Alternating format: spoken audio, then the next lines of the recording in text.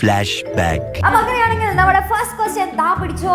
സ്വാതന്ത്ര്യ സമരത്തിൽ നമ്മുടെ 1930 പ്രാധാന്യം എന്ത്? ഉപ്പ് സത്യാഗ്രഹം. A few hours later.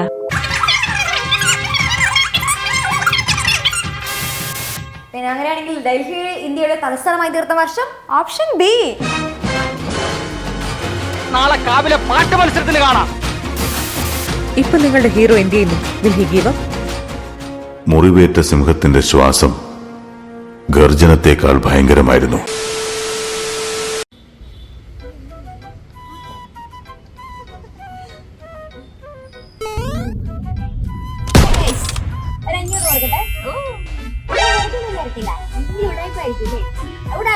വളരെ ശുദ്ധമായിട്ടുള്ള ക്വസ്റ്റ്യൻസ് മാത്രം. ഈ ക്വസ്റ്റ്യൻസിനൊക്കെ നിങ്ങൾ ആൻസർ ചെയ്യുകയാണെങ്കിൽ നിങ്ങൾക്ക് ഞാൻ 500 രൂപയ്ക്ക് ഐസ്ക്രീം വാങ്ങിത്തരും. ചൂടത്തെ ഐസ്ക്രീം പൊളി. ഓക്കെ, അപ്പൊ അങ്ങനെയാണെങ്കിൽ ക്വസ്റ്റ്യൻ വെക്കട്ടെ. ഐസുമിട്ട ഫ്ലാസ്കിലേക്ക് കഴിഞ്ഞാൽ എന്ത് സംഭവിക്കും? ഓക്കെ, അങ്ങനെയാണെങ്കിൽ നാരങ്ങയിൽ അടങ്ങിയിരിക്കുന്ന ആസിഡ് സിട്രിക് ആസിഡ്. ഓഹോ, അപ്പൊ അങ്ങനെയാണെങ്കിൽ എന്ത് വ്യത്യാസം കൊണ്ടാണ് കാറ്റുണ്ടാകുന്നത്? Simple pressure. വീണ്ടും പണി പാടൂ. ഓക്കെ, അങ്ങനെയാണെങ്കിൽ കുറച്ച് ക്വസ്റ്റ്യൻസ് ടഫ് ആയിട്ടുള്ള ക്വസ്റ്റ്യൻസ് കേട്ടോ.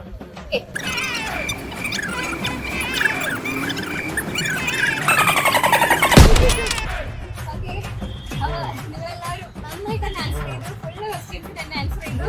ഓക്കെ, നല്ല മക്കളാണ്, നല്ല ഓക്കെ.